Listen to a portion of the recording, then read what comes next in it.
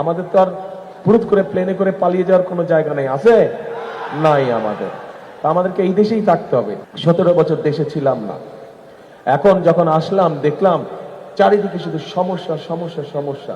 সেই জন্যই আপনাদের কাছে জিজ্ঞেস করলাম, ভাই 17 বছর কি কোনো কাম কাজ হয় নাই?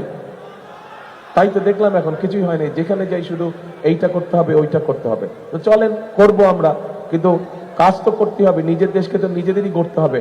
আমাদের তো আর হুট করে প্লেনে করে পালিয়ে যাওয়ার কোনো জায়গা নেই, আছে নাই আমাদের। আমাদেরকে এই দেশেই থাকতে হবে, এটাই আমাদের শুরু, এখানেই আমাদের শেষ, কাজে এই দেশেই আমাদেরকে থাকতে হবে।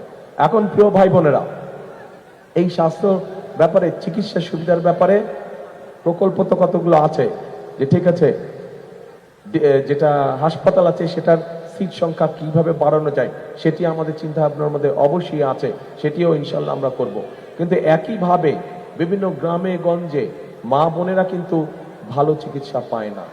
এই মা বোনরা যাতে চিকিৎসা পায়, কারণ অনেক সময় দেখা যায় ঘরে ছোট বাচ্চাটা, মেয়ে বাচ্চাটা অথবা ছেলে বাচ্চাটা অথবা মা অথবা বোন অসুস্থ হয়ে গেছে, কিন্তু হয় ছেলে, বড় ছেলে বা স্বামী বা ভাই হাসপাতালে নিয়ে যাওয়ার সময় পাচ্ছে না, নারীটা কিন্তু ঘরের যে মহিলাটা সে কিন্তু কষ্ট পাচ্ছে